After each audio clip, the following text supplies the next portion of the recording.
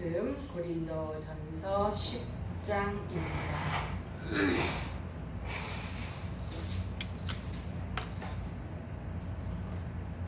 고린도전서 10장 1절에서 13절 말씀 우리 같이 한 목소리로 받들어 읽겠습니다. 형제들아, 나는 너희가 알지 못하기를 원하지 아니하노니 우리 조상들이 다 구름 아래에 있고 바다 가운데로 지나며 모세에게 속하여 다 구름과 바다에서 세뱃을 받고 다 같은 신령한 음식을 먹으며 다 같은 신령한 음료를 마셨으니 이는 그들을 따르는 신령한 반석으로부터 마셨음에 그 반석은 곧 그리스도시라. 그러나 그들의 다수를 하나님이 기뻐하지 아니하셨으므로 그들이 광야에서 멸망을 받았느니라. 이러한 일은 우리의 본보기가 되어 우리로 하여금 그들이 악을 즐겨한 것 같이 즐겨하는 자가 되지 않게 하려 함이니 그들 가운데 어떤 사람들과 같이 너희는 우상 숭배하는 자가 되지 말라. 기록된 바 백성이 앉아서 먹고 마시며 일어나서 뛰는다 함과 같으니라. 그들 중에 어떤 사람들이 음행하다가 하루에 23,000명이 죽었나니 우리는 그들과 같이 음행하지 말자. 그들 가운데 어떤 사람들이 주를 시험하다가 뱀에게 멸망하였느니 우리는 그들과 같이 시험하지 말자. 그들 가운데 어떤 사람들이 원망하다가 멸망시키는 자에게 멸망하였나니 너희는 그들과 같이 원망하지 말라. 그들에게 일어난 이런 이름 본보기가 되고 또한 말세를 만난 우리를 깨우치기 위하여 기록되었느니라. 그런즉 손들로 생각하는 자는 넘어질까 조심하라. 사람이 감당할 시험 밖에는 너희가 당할 것이 없나니 오직 하나님은 비푸사 너희가 감당하지 못할 시험 당함을 허락하지 아니하시고 시험 당할 즈음에 또한 피할 길을 내사 너희로 능히 감당하게 하시느니라. 아멘. 이 고린도서는 사도 바울이 고린도 교회를 향하여 쓴 그런 서신입니다. 바울이 봤을 때 고린도 교회는 영적으로 어린아이다라고 이렇게 생각을 하고 있습니다. 거듭나긴 했지만 아직 영적으로 성장하지 못한 그런 미성숙한 교회다라고 이렇게 바울은 보고 있는데 그래서 이제 고린도 교회에는 여러 가지 문제가 많았죠. 음행의 문제, 분쟁의 문제, 우상의 문제 이런 여러 문제, 미성숙한 문제들이 고린도 교회에 많이 있었습니다. 그런데 정작 고린도 교회 교인들은 이제 우리는 구원을 받았다. 그리고 우리는 굉장히 수준 높은 믿음에 있는 그러한 고급스러운 그러한 그리스도인들이다. 이렇게 착각을 하면서 있었다라는 거죠. 한마디로 좀 교만했던 것 같습니다. 그래서 사도 바울이 그 교만하고 착각하고 있는 고린도 교회에게 겸손해야 된다라는 것을 가르쳐주기 위해서 오늘 이제 출애굽의 말씀을 들어서 구원을 설명하고 있는 것입니다. 오늘 제목을 보면은 거울로 주신 하나님의 말씀이라고 되어 있습니다. 거울이라는 건 뭐예요? 거울을 보면은 내가 비춰집니다. 그래서 나를 보면서 뭘 봐요? 나는 이런 점이 부족하구나 하고 나의 결점을 발견하고 그것을 보충하고 또 내가 이렇게 실패를 했구나 하러 보면서 그것을 미리미리 방지하고 이러한 일을 하고 또 두 번째는 자기 자신을 단장시키는 그러한 일을 합니다. 그래서 그들이 어떻게 성공을 했는가 그것을 이제 깨달으면서 나도 그와 같이 그들과 같이 성공하는 승리의 길을 가야 되겠다라고 하는 그런 것을 볼 수 있는 것 그것이 바로 거울의 역할입니다. 오늘 바울은 바로 이 고린도 교인들에게 출애굽의 사건을 예를 들면서 그것을 거울로 삼아서 우리는 이렇게 승리해야 되겠다라고 그렇게 이제 말씀을 전하고 있는 거죠. 이스라엘 백성들은 애굽의 노예로 살았습니다. 어느 날 하나님께서 양의 피를 문설주에 바르고 그 안에 있으면 그 안에 있는 사람들은 다 죽음을 다 맞지 않는다라고 해서 전에 살인을 했던, 전에 무슨 악한 일을 했던 상관없이 그 양의 피를 바른 그 집 안에만 있는 사람은 모두 다 구원을 받았습니다. 할렐루야. 아멘. 그래갖고 이 사람들은 이제 나는 구원을 받았다. 보니까 애굽 대제국의 왕 바로의 장자도 죽었다는데 나는 그 죽음으로부터 구원을 받았다. 야, 이제 나는 세상에 우리를 이길 자는 없다 라고 이렇게 그렇게 끝난 그러한 사건이었을까요? 아니라는 것이죠. 우리도 그렇습니다. 우리도 오늘날 모태로부터 신앙을 받고 태어나신 분도 있지만 어느 날 전하는 전도하는 말을 듣고 예수님을 영접해서 예수님을 믿게 된 사람도 있습니다.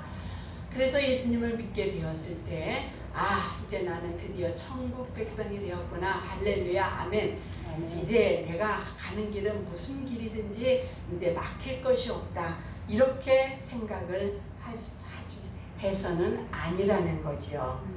이제 이스라엘 백성들이 구원을 받은 다음에 이제가 시작입니다.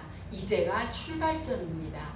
이제 가다 보면 홍해라는 것도 건너야 되고 애굽의 군사가 뒤따라오는 것을 도망가야 할 때도 있고 광야도 지나야 되고 요단강도 만난다라는 것입니다. 그러니까 홍해도 건너고 광야도 건너고 요단강도 건너야 되는 그러한 길들이 있다라는 것이죠. 우리도 예수 믿게 되면 그 다음에 그것으로 끝난 것이 아니라 이제부터 우리가 가는 길은 넓은 길이 아니고 좁은 길이고 굽은 길이 아니고 곧은 길입니다. 그렇기 때문에 그 길을 가려다 보면 부딪히는 것도 많고 어려움도 많다라는 것이죠. 그러나 말씀대로 걸어가면 만나를 먹는 체험도 있고 생수를 마시는 체험도 있고 불뱀의 고통에서 벗어나는 체험도 우리가 겪게 되는 그러한 영적인 세상, 날마다 영적으로 성숙하면서 언제까지 하늘나라 가는 그날까지 날마다 주님을 만나고 체험하며 그러면서 성장하며 영적으로 성장하며 하나님의 나라에 갈 때까지 우리가 성장한다라는 것입니다. 아멘. 2절에 보면은 모세에게 속하여 다 구름과 바다에서 세례를 받았다라고 이렇게 말씀하고 있습니다.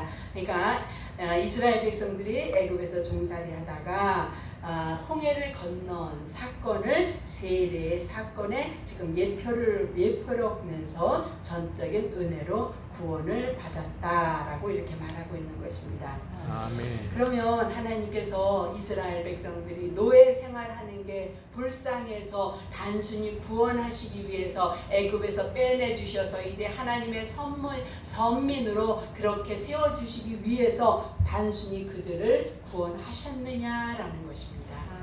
아니죠. 이제부터는 오히려 갈 길이 이제 정작 하나님의 거룩한 백성으로 이제 날마다 성장함을 가야 할 그러한 길이 목적 하나님의 애굽에서 꺼내주신 분명한 목적이 있다는 것입니다.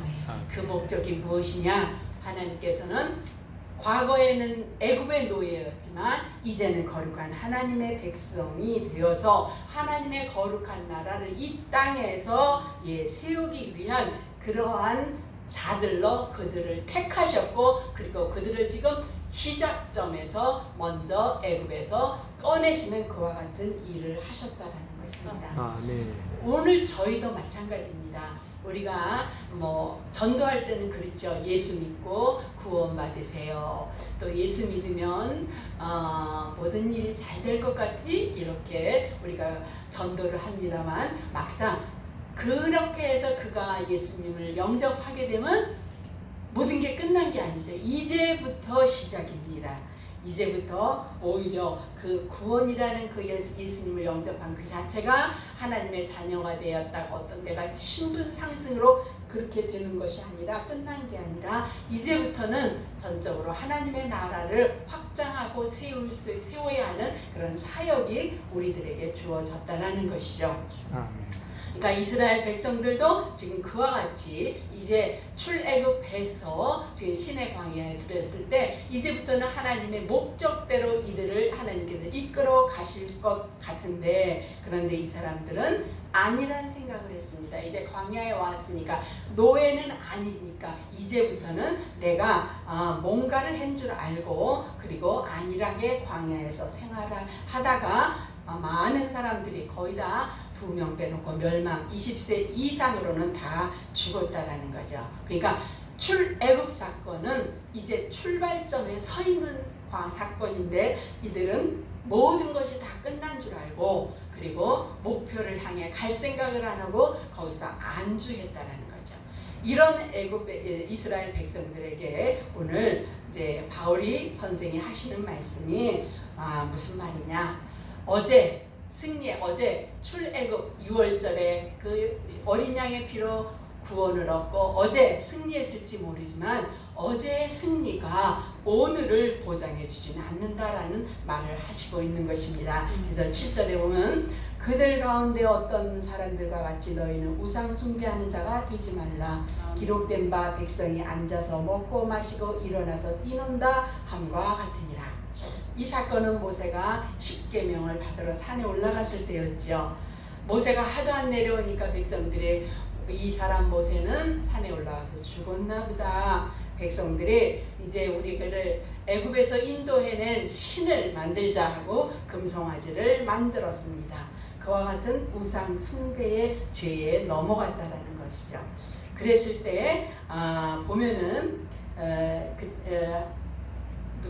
모세가 내려와서 말합니다. 이스라엘 백성들에게 그 현장을, 참혹한 현장을 보고 모세가 말을 합니다. 여호와 편에 선 자는 내게 나오라. 그랬을 때 레위 족속들이 다 갑니다. 네, 그래서 레위 족속들을 하나님을 섬기게 하게 그렇게 했는지 모르겠습니다. 그러면 그렇게 레위 족속들이 모세에게 나왔을 때 출애굽기 32장 27절에 보면 그 레위인들에게 뭐라 그러냐면, 너희는 각기 허리에 칼을 차고 지인 이문에서 저문까지 행하며 각 사람이 그 형제를, 그 친구를, 그 이웃을 도륙하라 라고 말을 합니다.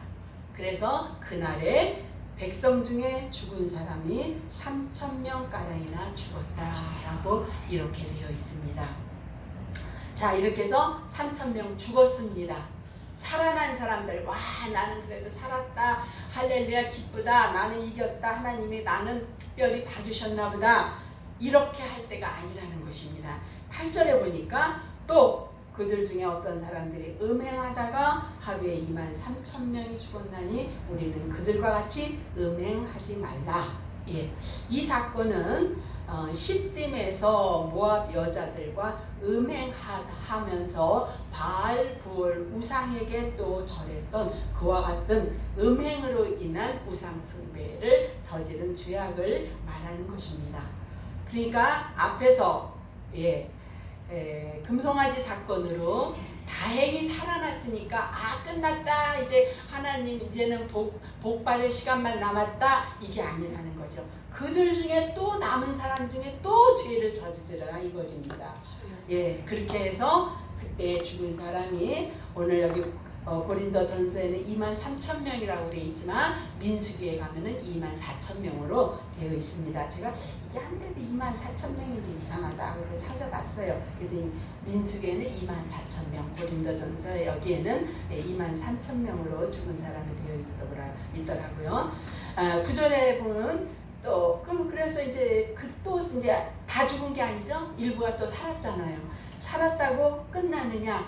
이제부터 다 모두 승리냐? 아니라는 것입니다.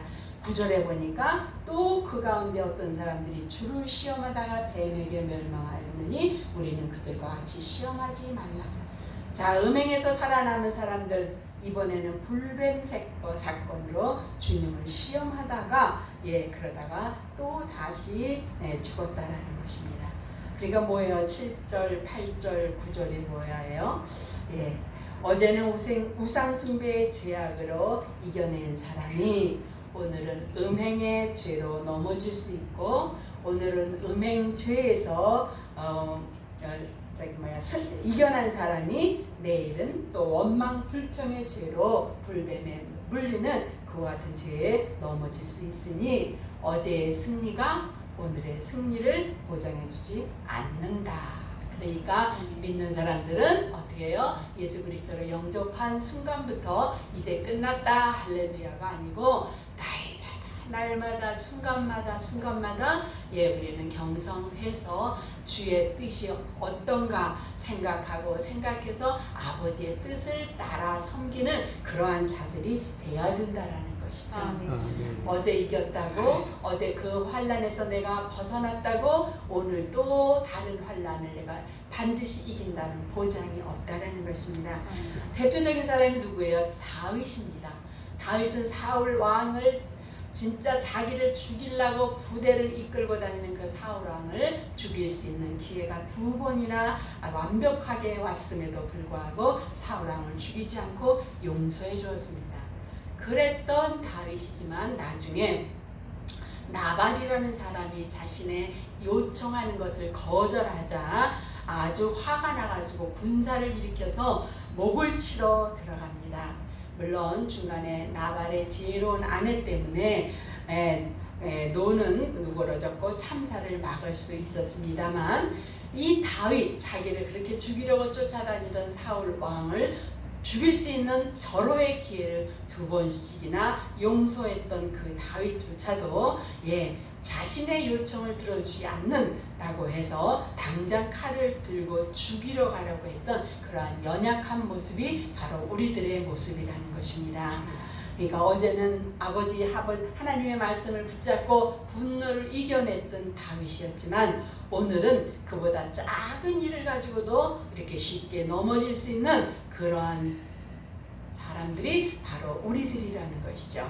그래서 이제 오늘 12절에 결론, 그러니까 너희들은 뭐냐? 12절 그런즉 선줄로 생각하는 자는 넘어질까 조심해라. 아멘. 그렇습니다. 어제는 우상 숭배 시험에서 이겼지만 오늘은 음행 사건에서 질 수가 있다는 것이죠. 또 음행 사건에서 오늘은 이겼을 수 있지만 내일은 원망 불평에서 넘어질 수 있다는 것입니다. 그러므로 착각하지 말고 항상 경선해서 하나님 앞에 바로 서 있어야 된다는 것이죠. 어제 은혜를 믿고 한두 번 승리했다고 아니라거나 교만해져서는 안 된다는 것입니다. 어제는 멋지게 승리해도 오늘은 처참하게 넘어질 수 있는 연약한 존재라는 사실을 날마다 겸손한 마음으로 깨닫고 하나님 앞에 나가야 된다는 것입니다. 그래서 우리가 주기도문에도 그렇잖아요. 우리에게 일용할 양식을 주시옵소서. 일용할 양식, 하루 먹을 양식 아버지. 맞습니다. 아버지께서는 우리에게 주용할 양식, 월용할 양식 주시지 않았고 일용할 양식, 영적으로도 마찬가지입니다.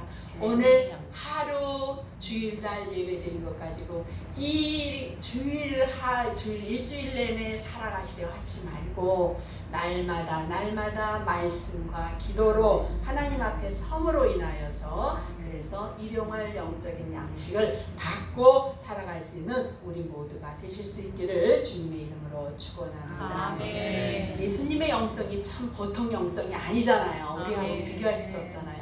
그런데 예수님도 어땠어요? 날마다 기도의 자리를 떠나지 않았다라는 것입니다. 그러니까 예수님도 그 영성으로 새벽마다 그렇게 기도의 자리로 나갔다면 우리들은 더 말할 수 없다라는 것이죠. 그래서 날마다 기도와 말씀의 자리에서 나아가 하나님의 능력을 구하는 다운받는 우리들이 되실 수 있기를 바랍니다. 마귀는요 죽을 때까지 우리를 포기하지 않습니다. 예수님께서 우리를 포기하지 않으신 것처럼 마귀도 우리를 끝까지 포기하지 않습니다.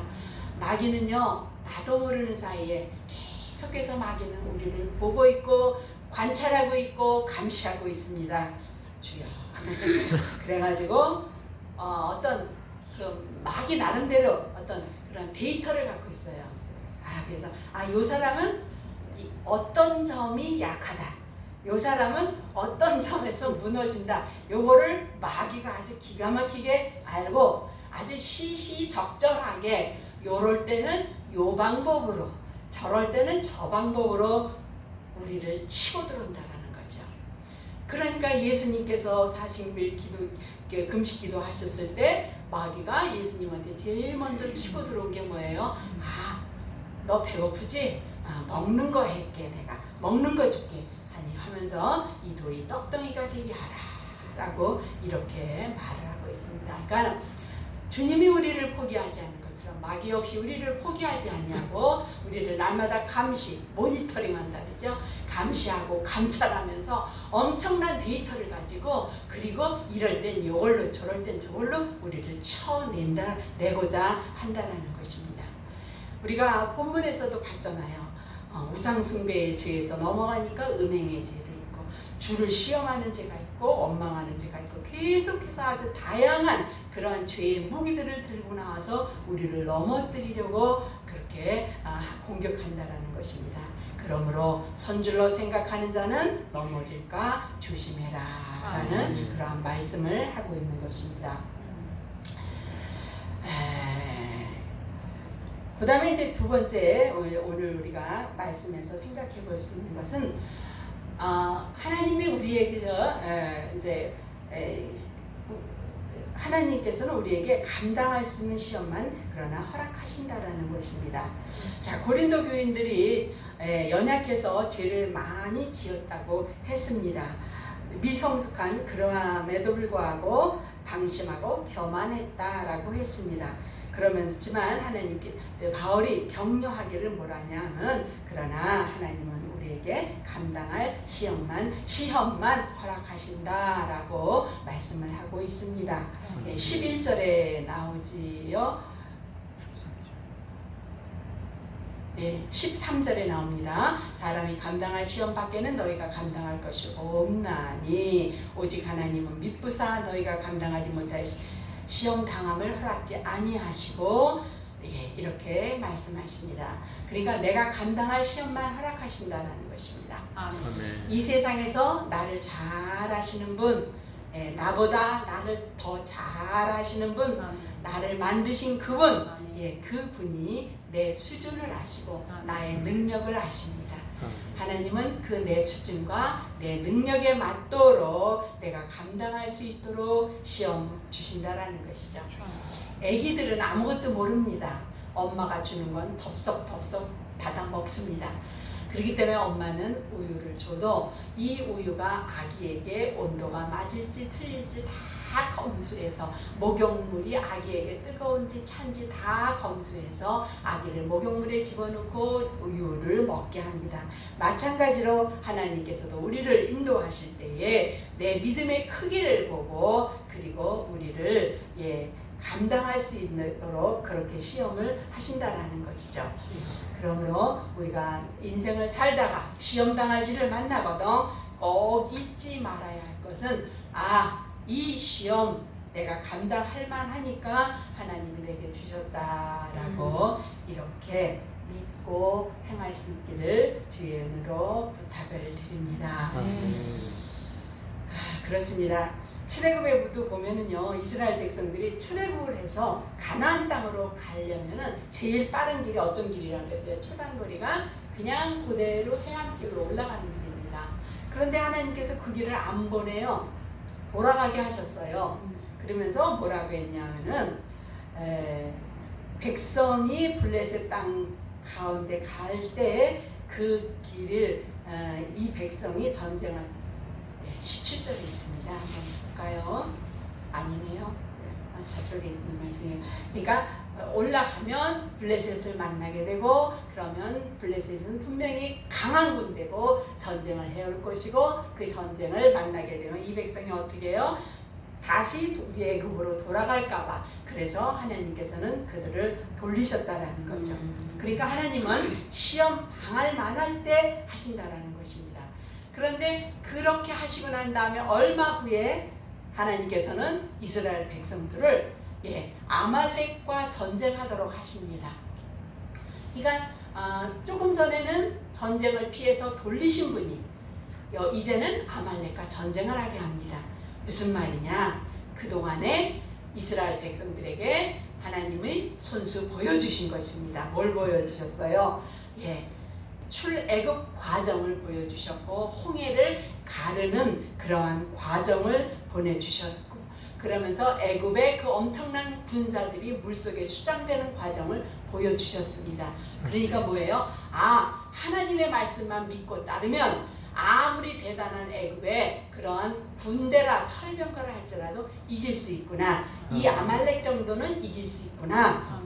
그런 마음에서 이제 하나님이 보여주시고 전쟁을 허락하셨다라는 것이죠. 이 사냥하는 사람들이 그러는데요.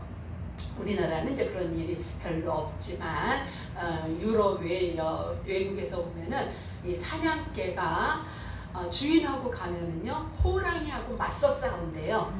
왜 호랑이하고 개하고 싸우면 누가 이겨요? 호랑이가 이기잖아요. 근데 이 개가 겁이 없게 되는 거죠. 왜? 우리 주인만 같이 가면 우리 주인이 한 방만 빵 쏘면 너 끝나. 이런 자신이 이 사냥개에게 있기 때문에 주인이 같이 가면 이 사냥개에게는 두려울 것이 없다라는 것입니다. 그렇기 때문에 이스라엘 백성들도 전에는 블레셋을 피해서 돌리셨던 하나님이 이제는 봤지? 너희들이 내 말만 믿고 나를 따르면 이길 수 있어. 아말렉과 전쟁 한번 해봐 라고 전쟁을 허락하셨다는 것입니다.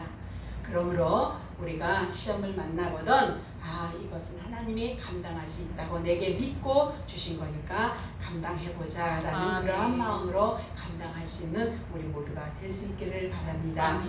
그 다음에 보면은요 하나님께서 피할 길을 내신다라고 이렇게 말씀하십니다. 13절 끝에 나오죠. 감당하지 못할 시험 당함을 허락지 아니하시고 시험 당할 즈음에 또한 피할 길을 내사 너희로 얻느니 감당하게 하시느니라. 피할 길 참 좋은 길이죠. 그런데 우리가 이 피할 길을 오해하는 경우가 많다라는 것입니다. 이 피할 길을 도망해서 다른 길로 가는 길로 우리는 하나님이 나에게 이 일을 피해서 도망해서 다른 길로 갈 길을 열어주실 것이다 라고 이렇게 착각을 한다라는 것입니다. 그런데 성경은 하나님께서 이렇게 어려운 일을 당했을 때 피할 길이라고 해서 문제를 두고 옆으로 돌아가는 길을 주신 게 아니라 오히려 그 문제 안으로 들어가는 그러한 길을 주신다라는 것입니다. 그러니까 힘들고 어려운 문제를 마주쳤을 때 빠져나갈 수 있고 옆으로 나갈 수 있는 그러한 피할 길이 아니고 하나님은 문제 안으로 가운데로 걸어가도록 길을 내주신다라는 것입니다. 예수님께서도 그 최고의 시험, 예수님의 그 최고의 시험은 뭐겠어요? 역시 십자가 처형이지요. 그러니까 주님도 겟세마네 동산에서 기도하십니다. 아버지, 하나님의 뜻이면 이 잔을 내게 옮겨주세요 라고 이렇게 기도를 하십니다. 그러니까 십자가라는 문제 옆으로 피해가고 싶으셨다는 것이죠. 그러나 하나님께서 내준 피하실 길은 뭐였어요? 그것은 바로 겟세마네 동산에서 기도를 통해서 십자가를 질 수 있는 힘을 얻게 해주셨다는 것입니다. 그러니까 겟세마네 기도에서 주님은 오히려 내가 아버지께서 가시라면 그 길을 갈 수 있는 힘과 지혜와 용기와 믿음을 천사를 통하여서 아버지가 주셨고, 주님은 이제 아버지 뜻이라면 내가 그 길을 걷겠나이다 라고 말하면서 아버지의 뜻이거든 이 잔을 내게서 옮기지 마시옵소서. 그러나 내게서 내 원대로 마옵시고 이 잔을 내게서 옮기시옵소서. 그러나 내 원대로 마옵시고 아버지의 원대로 되기를 원하나이다 하시는 천사가 하늘로부터 예수께 나타나 힘을 더하더라. 이 하나 천사가 예수께 나타나서 십자가를 질 수 있는 힘을 예수님께 더해 주셨다라는 것입니다. 할렐루야. 그러니까 주님이 주시는 피할 길, 그것은 천사를 통해서 공급해 주시는 문제 안으로 들어가는 그 힘으로 주님은 십자가에 못 박혀 죽으셨고 그리고 사흘 만에 부활하셨고 우리에게 새 생명의 부활의 첫 열매가 되어 주셨다는 것입니다. 만일 주님께서 십자가 죽음이 무서워서 십자가 자체를 피해서 로마 군병이 잡으러 왔을 때 그랬을 때 로마 군병을 무찌르고 어디로 다른 데로 가셨더라면 그랬더라면 우리에게 십자가 부활의 영광은 영원히 없을 것입니다. 그러나 주님은 천사로부터 힘을 얻고 주님이 열어주신 그 길을 가운데로 정면으로 뚫고 들어가서 승리했다는 것입니다. 다니엘 역시 마찬가지입니다. 예루살렘을 향해서 하루에 3번 기도하면 사자굴에 들어간다는 걸 알면서도 하루에 3번 동쪽을 향하여서 기도를 했습니다. 그러니까 피할 길이 뭐예요? 저들의 눈이 기도하는데 저들의 눈이 가려서 기도하는 다니엘을 못 보게 해주신 게 아니라 사자굴에 들어가게 했습니다.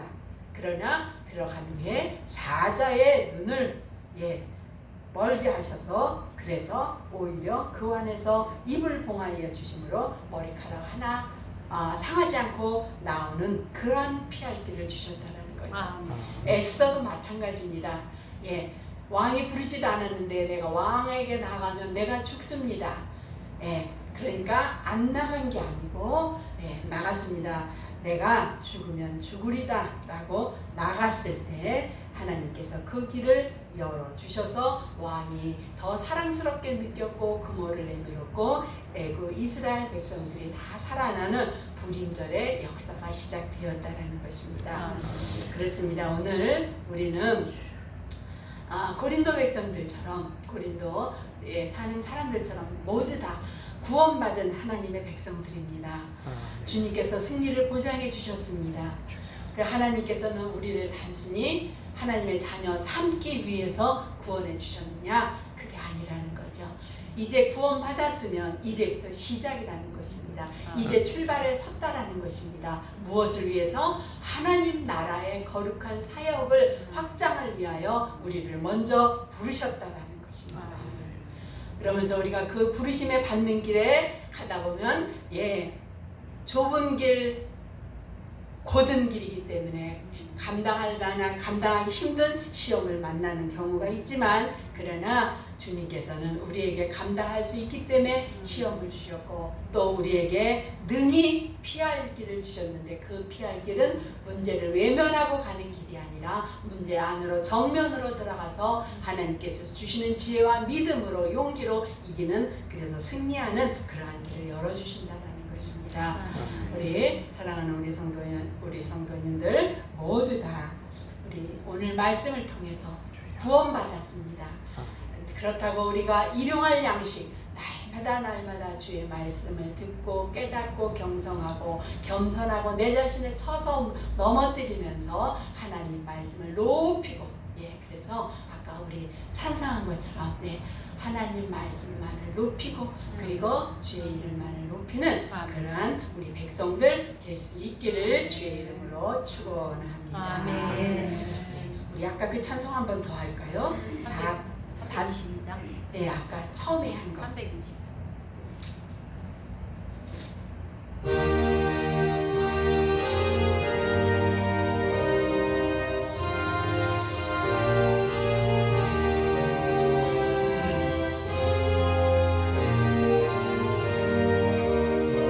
두 번 할게요. 두 번.